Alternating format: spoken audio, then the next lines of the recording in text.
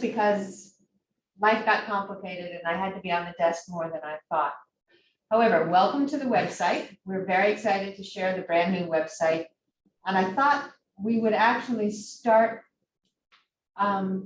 with questions first. So just what kinds of things are you hoping to see or learn? Have you had trouble? Feel free just to, unmute yourself and add to the list so we make sure we cover things. Has anybody had any issues that they wanted to make sure they saw how to do? I'd love to know more about reserving meeting rooms. Excuse me? Reserving meeting rooms? Okay, reserving meeting rooms. Yes. All right. Anybody else? Unreserving. Yes.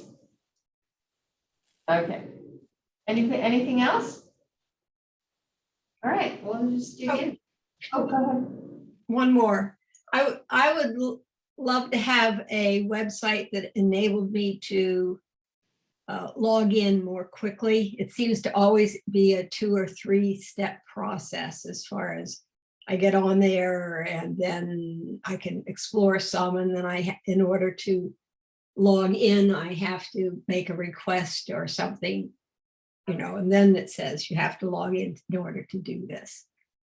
I see. Well, part of the problem is the catalog is actually a different website. It's Koha.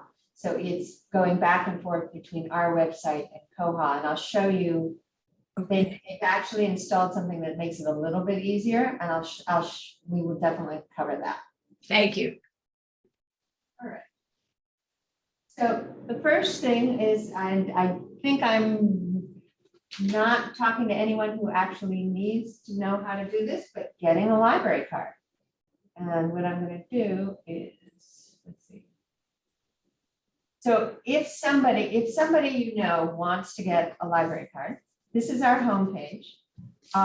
It's very, very simple. Using the library, they can come into the library and actually request a library card application, and we can do it right there and give them the card. But if they're doing it online, all they have to do is click library card application, fill out the application, and submit it. This goes to a spreadsheet that Nick handles, and Nick will then contact you fairly immediately with your library card number, and then put the library card at the front desk so you can pick it up or mail it if that's more appropriate. But it's a pretty straightforward application, and we would just ask for proof of residency when you picked up your card if you were a Peterborough town resident. So that's pretty straightforward. The next thing is signing into your account. So again, if you go back to the Peterborough Town Library, to the homepage, there are a variety of different ways to sign into your account. You can hit My Account. You can also hit Library Catalog. Oh, there it is. And hi, my name is. You can also use the library and manage your account. That's another option. Okay. They all pretty much take you to the same place. Let me down a little bit.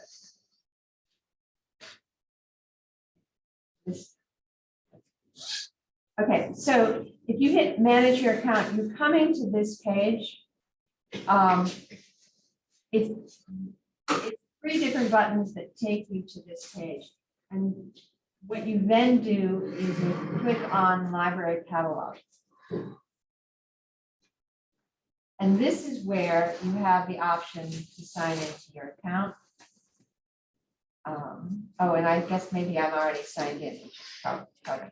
Okay, so this is what you would see. You see the list of new books. and you would see log into your account. And if you're a first-time patron, this is the information. It's the full library card, 14 digits, and change me as your password, all capitals, all one word. And you basically just put that in and then hit the login button, and you are now in Koha, so you can search and put things on hold. The other option that appears once you sign into your account, if anybody is an Ancestry fan, there's the link to be able to use Ancestry from home. So you do not have to be in the library to use Ancestry. So that is basically the easiest way to sign into your account. And then if you choose to, if you're a new patron, or you choose to, you want to change your password, basically you're going back to managing your account. Oops, let me just, okay, so I was signed in. Okay, so now I'm signed in and I want to change my password. You can see I'm signed in because it's welcoming me, the name on my account. I just slide all the way down the page. And all right. And I have, oops. Okay, so I'm not sure why this is not showing up because it should show up here. Hold on one second. It did when okay. There should be a button down here. I'm going to have to figure out what it was there yesterday afternoon, which says change my password. But let me just try one more thing.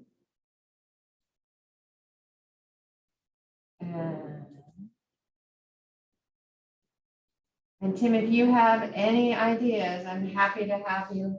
Ah, there we go. So now it's here. So you can see underneath, how do I, all of these videos are not currently working. We're not sure why. It has to do with Koha. But if you go down below, you will see change your password. And you just click on that. You put in the current password, and then you can put in the new password and retype it. And that's the easiest way to change your password.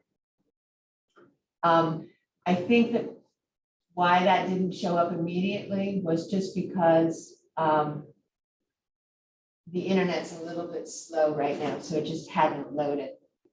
So I just have a question. Sure. I haven't gone online to the library in a year. Mhm. So I do have a username, and I do have a password. Mhm. I should assume that those are going to go in and be accepted.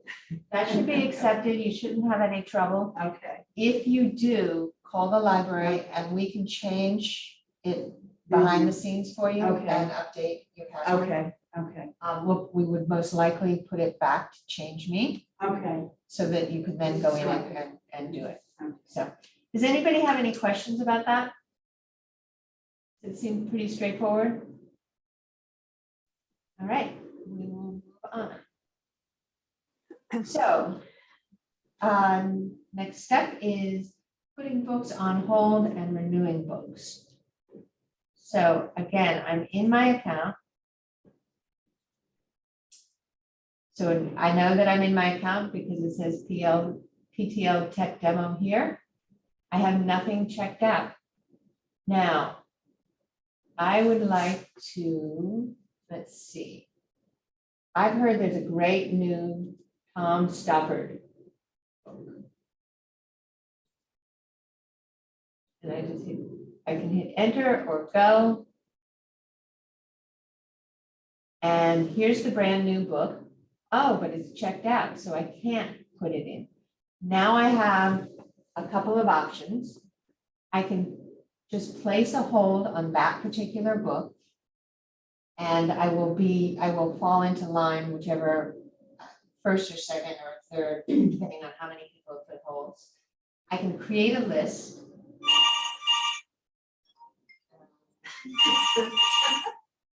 Oops.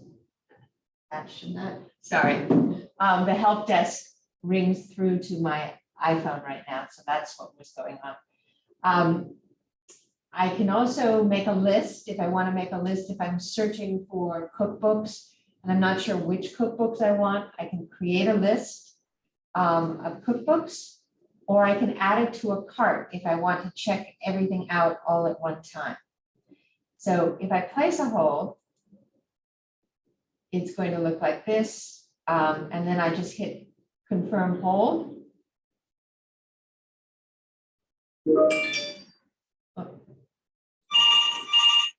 Sorry, this is.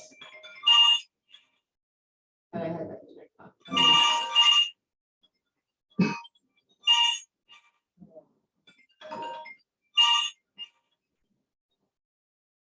Okay, forgive me, I'm going to take my iPhone up to the help desk because it's ringing through the help desk. Tim, can you say brilliant things while I'm gone? I can bring it up for you. Would you mind? Yeah, I don't mind. Just tell them it keeps ringing from the help desk. So if I'm putting a book on hold, I should put in the author and then I can see, look for the book that I want in the list. Right, you could put author, you could put title, you Okay. could put a keyword. Mhm, okay. So, and basically just anything, and of big numbers, that's a title. And then it will just pull that up. Okay, and now this one is available. So I can, again, I have these options. I can place a hold on it, which means when we run a hold list at the library, we'll see it, we'll pull it, we will confirm the hold, you'll get an email or a phone call, and then you come to the library to pick it up. We can save it to lists, or we can add it to a cart. Let's just add it to the cart and see what that looks like. So now it's in my cart. Which means the book was available and you're checking it out. Right, exactly. Let's see. Becoming, I want to add that to. Okay, go. Okay, so, and you can see that I have 321 results just from that one word. So I can add more. I also have this way of filtering if I wanted to by author, by popularity, copyright dates, titles, but I want the Michelle Obama. So I'm going to also add that to my cart. Okay, Excuse me. sure. I brought it back down because Linda said this person is trying to get on the link to join the class. Oh, okay. I sent her the link. Want me to still bring the phone back up? No, that's fine. I'm just not sure what to do at this point. Me too. Yeah, I will call her later. That's probably That's her. Okay. Mary speaking, can I help you?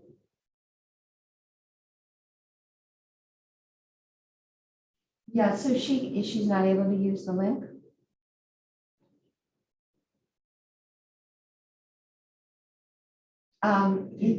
If you don't mind telling her that we'll just send her the recording at this point. That would probably be the easiest. Because I'm actually we're recording right now. Okay, all right, thank you. Bye. All right, this is fun. All right, so now I have two items in my cart and I want to check out. So as you can see in the top left hand, you can see my cart. And if I just expand that, I have a couple of options. I can select all, I can just select one. And then I have a chance to print these. I also have a chance to place a hold. I can also remove them. I can clear all the titles. So if you are using your cart because you want to collect a bunch of things and you want to do it all at one time, then you would, once you have everything that you want, you can go into your cart and you have the option of placing a hold or adding them to a list or removing them. And you can remove one at a time. And now I only have one title in my cart. And if I want to, I can click on that and place a hold on it. Does anybody have any questions about that? Does that make sense? I do. Yesterday, I guess I asked you about that because I put a bunch of stuff to my cart to save them. So basically you go up to the catalog where that card is, and Right. then you check off what you want. Does that also show you what's available or what's checked out, or will you not know until you put everything in? Well, let's just put, and let's see, hold on 1 second. Let's just see what happens if I try to put the Tom Stoppard in. Because I know that that's on hold and that should look different. Okay, so now I know I'm gonna just say, add it to my cart. Okay, so now I have 2 items and I go to my cart. And you can see this says it's available and this says it's checked out. So you know whether you can access it, how soon you'll get it.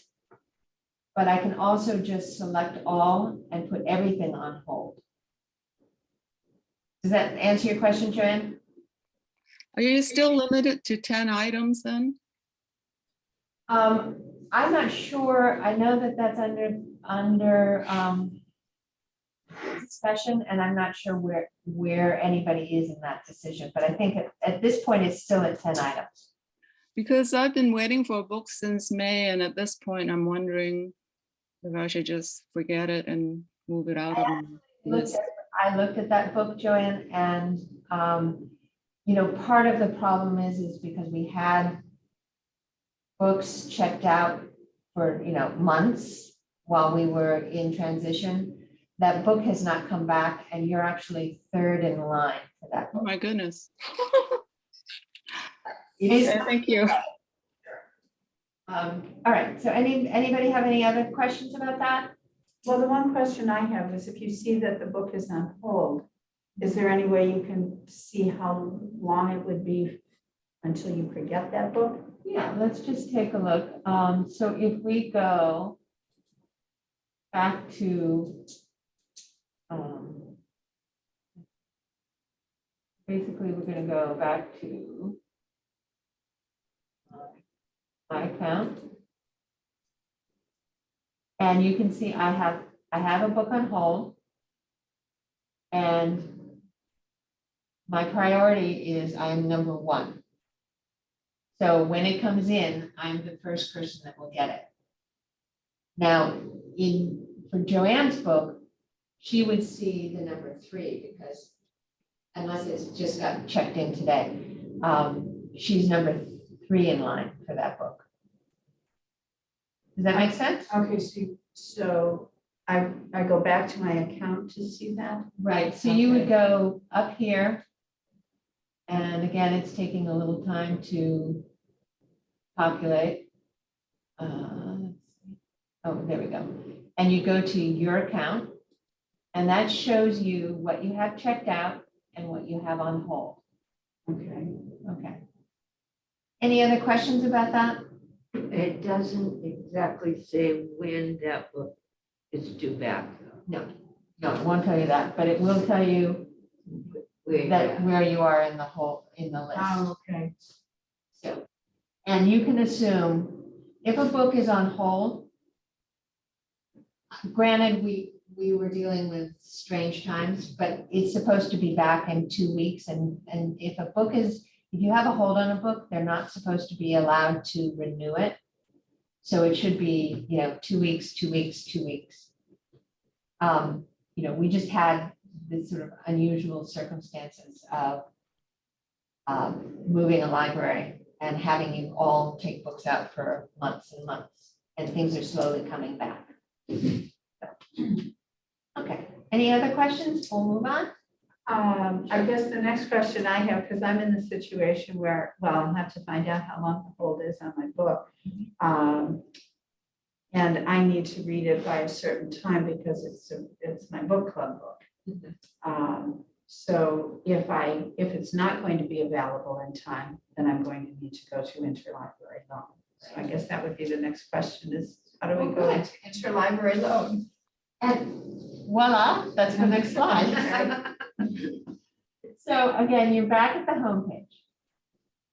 If you click on books and media, there's a tab for search for and order a book. Now this takes you to this page. You can browse the catalog and place holds. You can do order requests and request an item through interlibrary loan. These two buttons go to the same spreadsheet.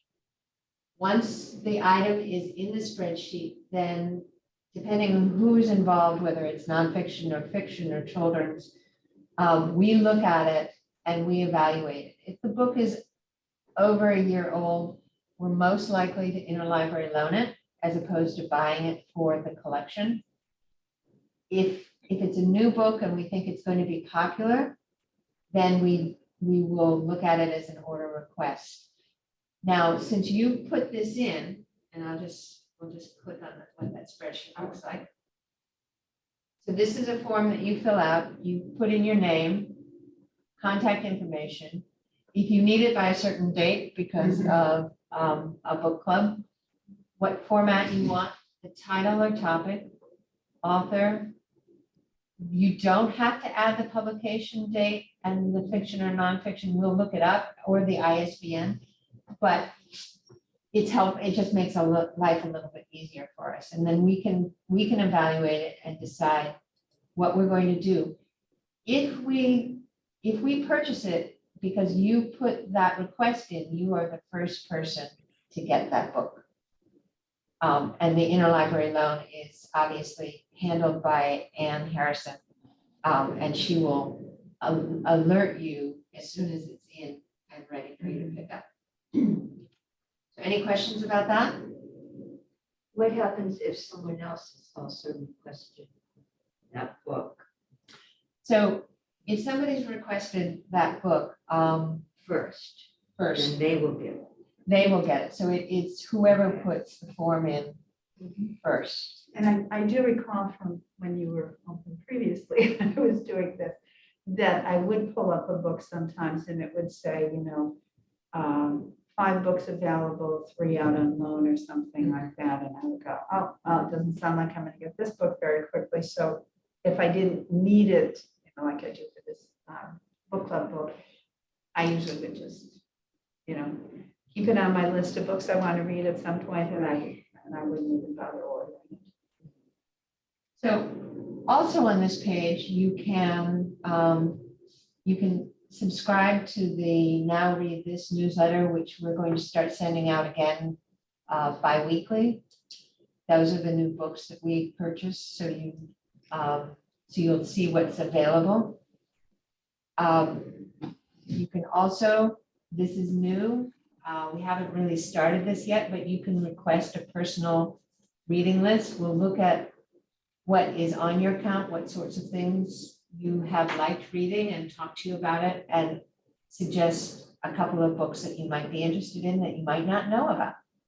And then if you're interested, and this is sort of a whole nother conversation, if you want to do a little research, you can click on read-alikes with novelists. And let me just show you briefly. We won't go into it in detail, but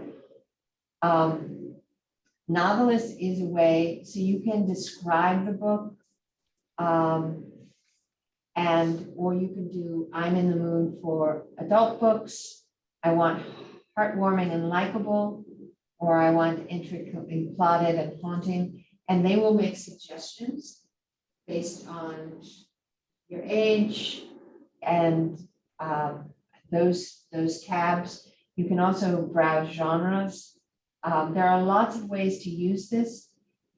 If you want to get really in the weeds, you can go ahead and go into advanced search, which allows all sorts of ways of filtering. And I'm happy to sit down and work with somebody if they're interested, but we won't try to go into it too deeply now. So what was the first thing you were saying that you could go into now? So you can, so you're talking about novelists?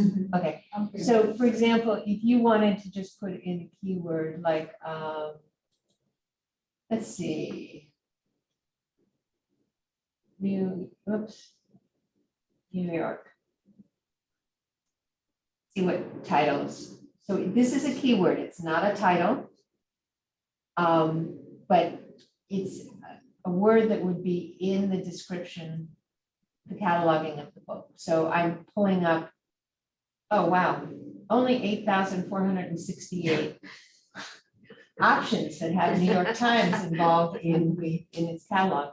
So you may want to then add some keywords or increase the search, which would be advanced search.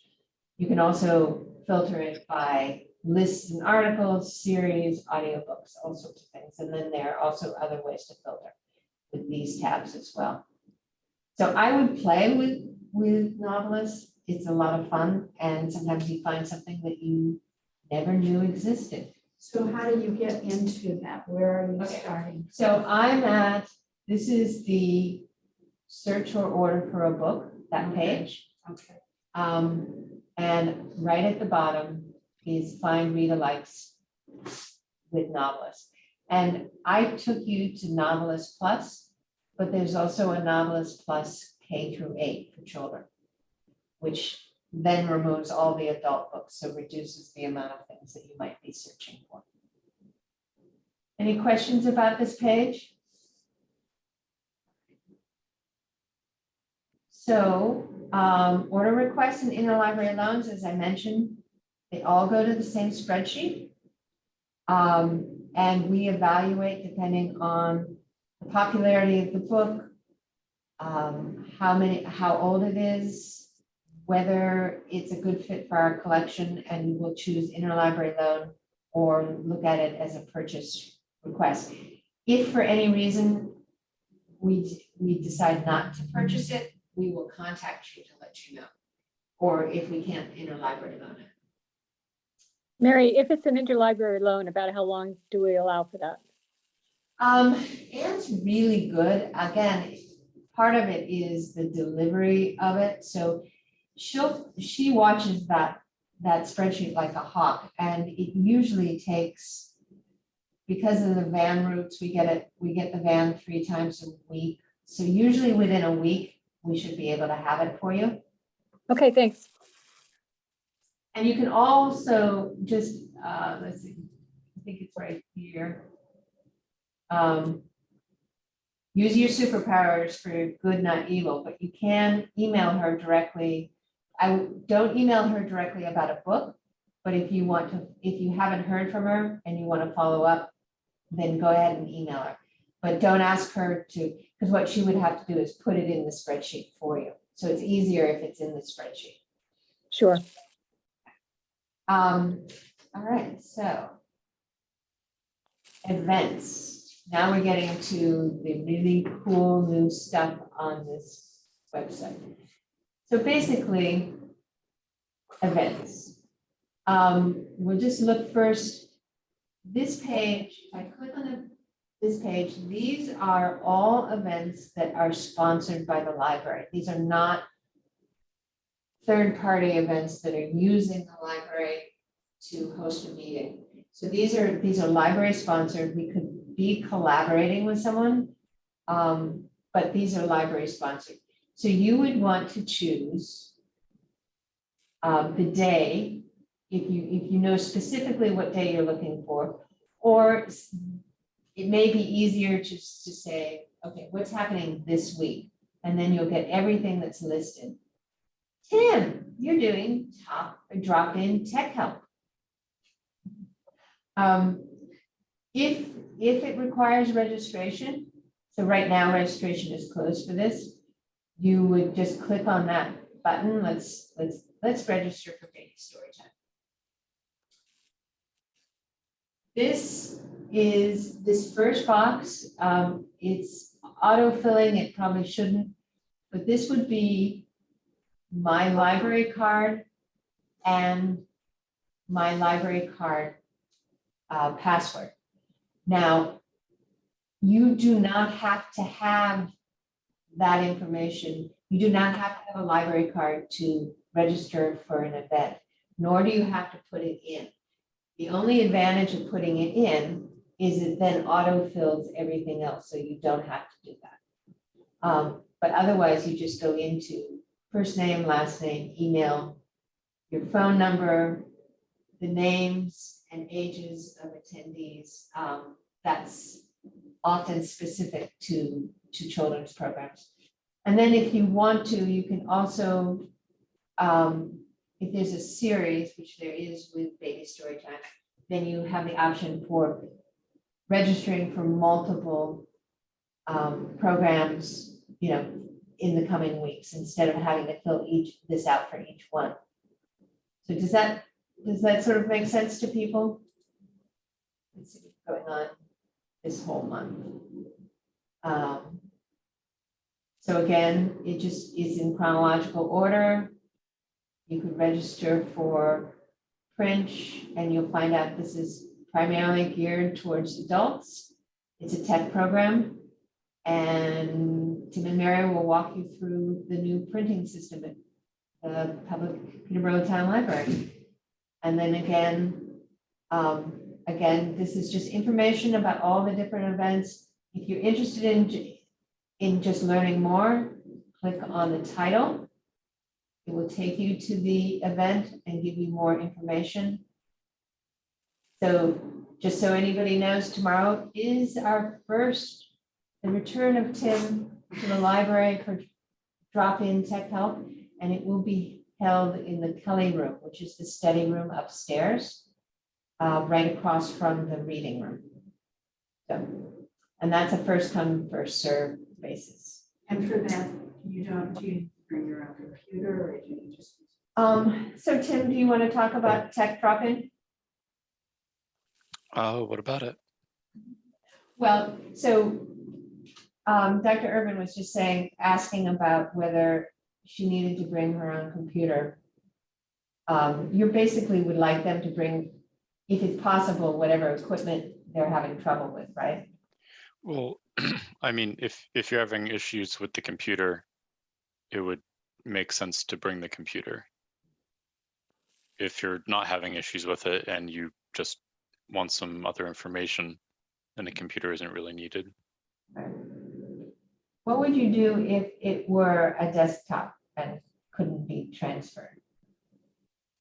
Bring a pen and paper. Okay, I like it. I like it. All right, thank you. Mary, I have a question. In the past, you can just register for tech classes altogether, but now you have to do it for each event then? Well, so basically what we're doing, because each tech class is different, and it's not a series, so you do have to register individually at this point. We're looking at it because I can understand the simplicity if you just decide you're a tech devotee and you want to take them all. It'd be easier that way, but right now, because they are different topics, we can't make a series. It doesn't work in the back as far as trying to change the information, because the information about each class is different. So if you make it a series, you can't isolate the information for each class. It all becomes one. Will you at some point to consider having appointments with the drop-in tech? I think that's an ongoing conversation, and we'll just see. We're going to do tech. So the tech drop-in, just so everybody knows, is in person. It's in the Kelly room. We're not going to try to do hybrid because that's just asking too much of Tim to pop into Zoom and pop off of Zoom and do all of that and manage who arrived first. But depending on the demand, drop-in appointments, appointments might make sense. And how are you gonna handle the people waiting? There'll be one person in the room, right? Right, I think what we'll try to do is have a sign up. So you come in, and sign up, and so Tim will take you in order of the class. Where, you figured out where that would be, the sign-up sheet?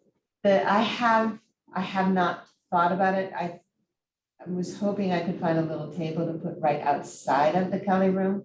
That would make the most sense. So hopefully we'll have that figured out tomorrow. All right, so those are events that you can sign up for. But if you have something that you'd like to do, either a community event or a for-profit event, or you just want a study room, we now can give you the opportunity to book a room. So we go back to here. Go to events. Now, before we hit book a room, I'm going to encourage you to look at rooms and rates. This is getting updated, but this is the information about each room. And how large it is, what it, how many people it will sit, what resources it has, what the rate is. Many of the meeting rooms are free to 501c3s, but will be charged to for-profit or non-501c3s. So we've got the Avid Boardroom, which has that beautiful long wooden table that's 12 feet long. The Evan Jones Classroom, which we're in right now. The 1833 room, which is the big community room with the stunning view and all the windows, and has a huge projector screen. And it also has a catering kitchen and can seat about 100 people, although quite frankly, for our most recent event, Oddsbacken, because of COVID, we only put 60 in and sort of spread them out. And there's lots of opportunities for that. The study rooms, there are 2 study rooms available. One is the Kriebel room, which is off of the children's library, and one is the Kelly room, which is where Tim will be doing tech drop-in. These are available for if you have like a Zoom call you want to do, a meeting. There, you can do them. You can either come to the desk and see if it's available, or you can book it online, and I'll show you how to do that. Right now, we are setting the limit so you can book it twice a week. If you need it more and you come to the library and it's not being used, then we can let you in to the study room. But we're just asking people not to try to book it more than twice a week. So how do you do that? You go to book a room. And the first thing is you determine whether you're a for-profit, nonprofit, or town group, or you're looking at a study room. So we'll just say study room. Click done.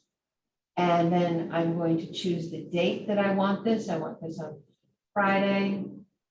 Well, actually, let's look at Wednesday, because this will be. Okay, now you can see that from 12 to 1, which is when Tim does tech drop-in, it's grayed out, so it's not available.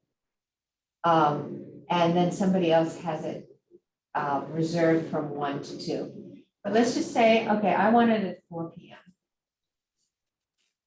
And I think I'm going to go to 5. So I want it for those 2 days. Then it's going to give me my options. Do I need any of these additional resources? My capacity is 6. And now I can reserve it, or I can add it to a basket and then just check out for the whole group. So does that make sense to people? Does anybody have any questions about that? Yes.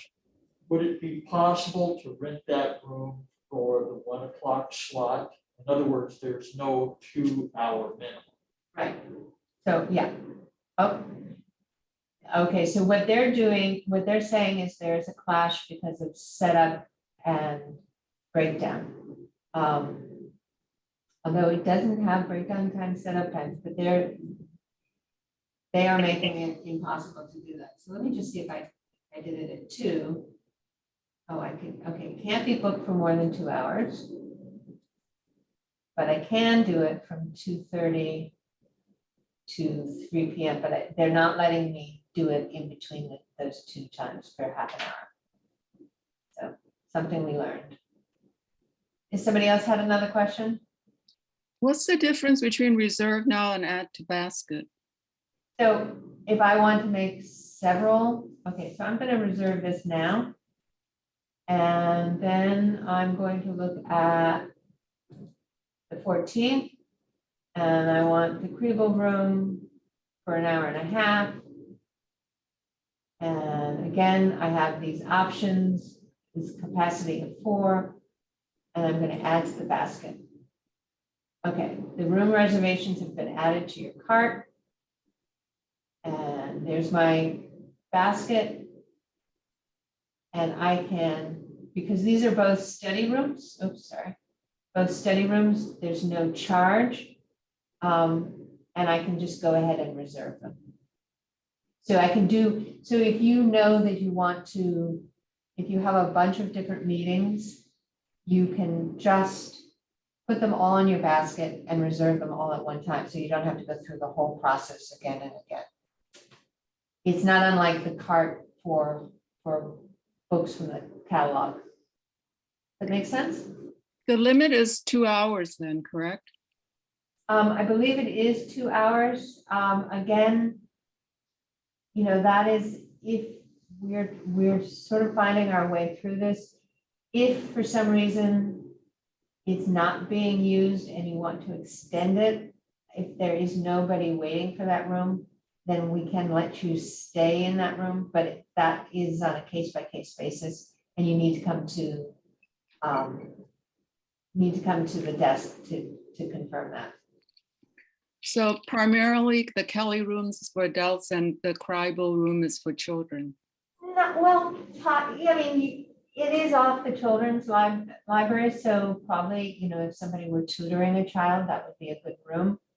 Although the children's library is so distracting, I'm not sure it would be good.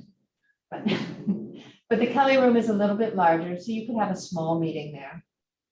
You can also, you know, it's off the quiet reading room. So it has more of an adult vibe, but you could, either room is possible to use. And then the only time you can use the catering is if you rent the 1833 room. Let's just, okay, so let's go back and we're gonna go book room. And let's make it nonprofit. Take out of that. And I'm going to look at Wednesday night. So if I book the 1833 room, the 1833 room has a kitchen attached to it. So Oh. that's the Abbott boardroom, the Evans Jones classroom do not have kitchens attached. It's not that you can't bring in food, but you don't have access to that kitchen. Okay. And you can use these rooms after hours. The study rooms only when the library is open.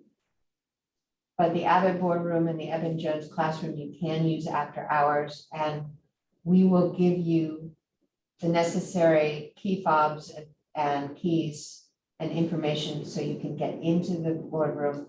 We can also give you a tech demo so you know how to use the tech that's available in each of those rooms. And it's pretty impressive, just as this is pretty impressive, sitting here with everything on the screen and people being able to Zoom and also sit in the audience and talk to each other. And having the sound come out of the ceiling. I'm hoping that all of you will come in and try one of these classes in the library because it's sort of amazing the resources that are available. Mary, I have a point of clarification. The 1833 room, Is that available free of charge to nonprofit groups, or is there a charge for using that room regardless of whether it's nonprofit or for-profit? So let's look. So right now, the 1833 room rates for $100 for a 2-hour block or $150 for a 2-hour block. My understanding is that it is being charged regardless of whether you're a not-for-profit or for-profit, but I could be wrong. That's Yeah, my understanding. yeah, and I apologize for, yeah. And that, I mean, it's an amazing room, and that's an amazing price even for a 2-hour block in that room, so. And I had another question. I Sure. think it was, I'm not sure if we were talking about 1833, but the non-profit,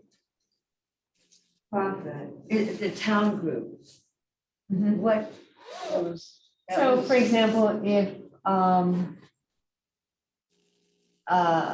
the firefighters wanted to have a meeting, they're part of, they're part of the town, so they would be able to meet here. That would be different from a for-profit. Was that one particular room? I can't remember. That was back. So this is for official town committees and boards, they work free to non-profits or official committees. And the same is true for the Abbott room. The one room that gets charged regardless is the 1833, which is the big community room. Right. And when you see the study room, if someone booked 12 to 1, someone else could book 1 to 2, or is there a period there? There's no breakdown or setup, so it should be, you should be able to have them back to back. I think the problem that we came across was that we had 2 reservations and they weren't going to give us a half hour in between. So maybe it's a full hour required. Okay. Okay, let's go back. So booking a room and then getting involved. So again, we'll go back to the homepage. And one thing I forgot to point out while we were in Koha in the catalog, one of the problems that we used to have is once you were in Koha, it was hard to get back to our website. They have since linked this, so this Peterborough Town Library with the portico will take you back. You can go to Koha and then you can come right back just by clicking on that. And that's a really nice advantage because it was really hard. So getting involved. There are lots of ways to get involved at the library. The Friends of the Library, amazing support group. You can join the Friends. We are starting a volunteer brigade. We will have an orientation at the end of the month. That's going to be primarily shelving. And then if we have jobs available at the library, they would also be listed here, work at the library. And you can get to know the staff and the Board of Trustees and information about the history and renovation. And if you just want to make a donation, there's that as well. So lots to explore. And okay. All right, so we've gone through a lot. Sorry. Getting Teams. yeah, teams popped up. Does anybody have any questions? Is there something that you'd like to have covered that we didn't cover? Yes. Please.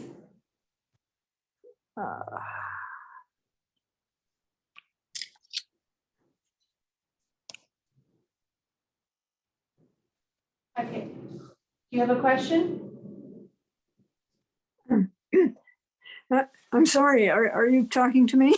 I didn't talk to you, sorry. I had a question about changing a password. Sure. And And you stepped that through in such a way that that could be written into an instruction that you could find if you had some help. And I was wondering, is there a help document that covers any of these topics that I just didn't manage to find? Well, we have been trying to, and I don't know that this came over from our old library, our old website had a help page. And I think we are still in the process of building it. Let me just see if it's down here. No. So I think it is something that we are going to build with links. Because that's it. I think you're absolutely right. It's something that if you could find that page and you could find, you know, how to change your password, Yes. it would be very, very helpful. When I first tried, I hadn't used the library for many years, so I had to get my membership number back and reinstated, and I did. And then I was sent home with a temporary password, and I thought, that's great, I'll just go and write this all at my desk so I don't lose anything. And I got into a screen which asked me to put in the old number, which was the temporary one that I got from the counter, and then 2 places to enter a new password. And I would then attempt to finish that operation, and it wouldn't work. And it never told me why. That's Finally, I couldn't figure it out. I had to come into the library and have somebody do it for me. It's just kind of embarrassing. no, it's not you, the technology. I'm not sure exactly what was going on, but I'm sorry for that. That's really frustrating. Yes. And so basically it should be, you sign into your account, and if this were a new account, you would put, whoops. Sorry, let me log out. Okay, so you would put in your library card number, and this would be change me. You log in, and then, and now it's here, and you just click on change your password. And again, this is the same. Yeah, that's the screen that wouldn't work for me. And in fact, I have to tell you, I'm working on my Mac. I was able to see on the same screen 2 different controls that had the same title, having to do with changing passwords. Well, I mean, one was in a list and the other was a button, same text on it, you know, and I had tried one, and 1 out of 2 was apparently worked. And I tried the one that didn't. Sorry, I am sorry. I'm not sure, was this on this current website, or was it on the former one? I mean, It was done shortly after the reopening of the library. okay. Yeah, so I don't know when you switched over exactly, but it was, you know, I came in probably just a few days after the library opening. All right, so it was the new website, and I'm not sure what that bug was all about. Well, I tend to change my passwords from time to time in places, so if it happens again, I'll write down all the details. Let us know. We can Yeah. remove the aggravation from you and from other people. Yeah. All right, so any other questions at this point? I think that currently you have to go through the catalog first before your account and all the information gets automatically populated. I think before, as soon as I go in, it'll just lead me to my account right away. But now it seems like I have to go to the library catalog first before it brings up my password and all the other stuff. Is that correct? Yeah, so basically there are, let's see, I would log out. Okay, log into your account. There, I'm just gonna go back. Again, here I am. I'm logging into Koha, but if I just want to go back to our website, I just click on the Peterborough Town Library, and there we go. I'm back at the home page. So you have a variety of different ways of getting into your account, and you're right, you do have to, you can go to manage your account, my account, and library catalog. And it is basically still taking you to the same page. Oops. Not that one. Okay.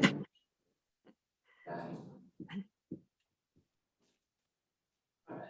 Hold on a second. I want to test this. Okay, so the first one I did, so the library catalog. Oh, okay. So if you want the most direct, hit library catalog. And that will then, because these pages, oops. You still have to go to the library catalog to sign into your account. So it's just another step, a not necessary step. Whereas you click on library catalog, you're immediately going to where you can sign into your account. So that's the most straightforward and the easiest way to do it. Great. Okay, well, any other questions?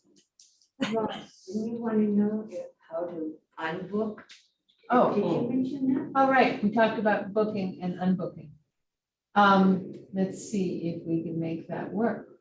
Let's see. So if I'm going to go into, oh, I need to.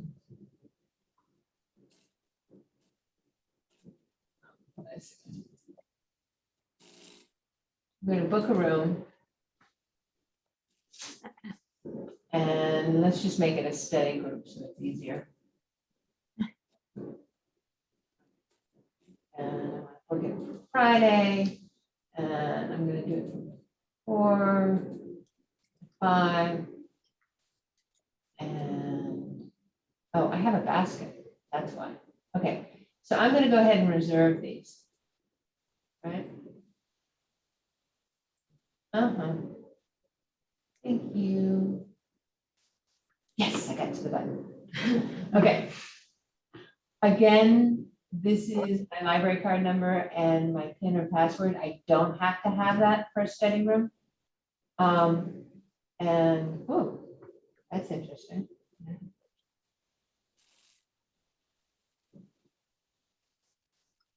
Tim, don't say anything, okay?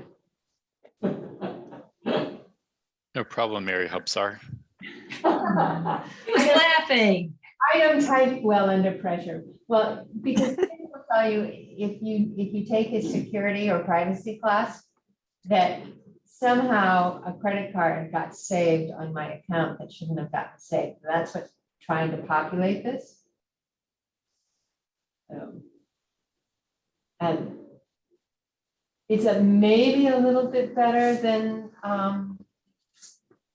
password 123, but not much.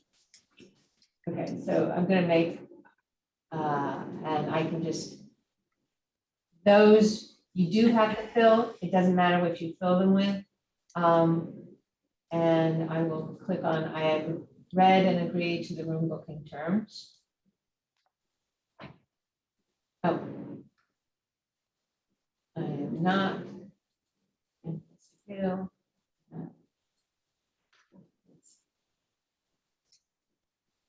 Number of attendees, it's like 2. Okay, and now I'm going to go ahead and reserve.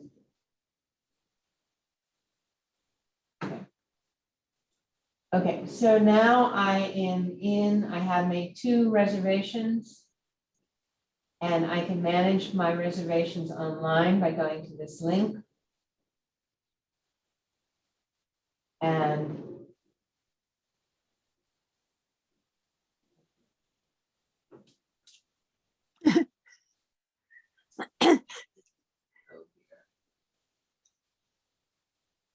it will have sent me an email with the reservation link, and I don't have it with me, and I'm not trying to get into my email.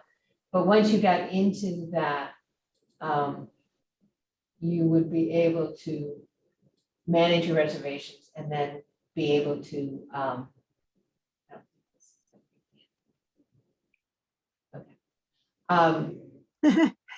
sorry.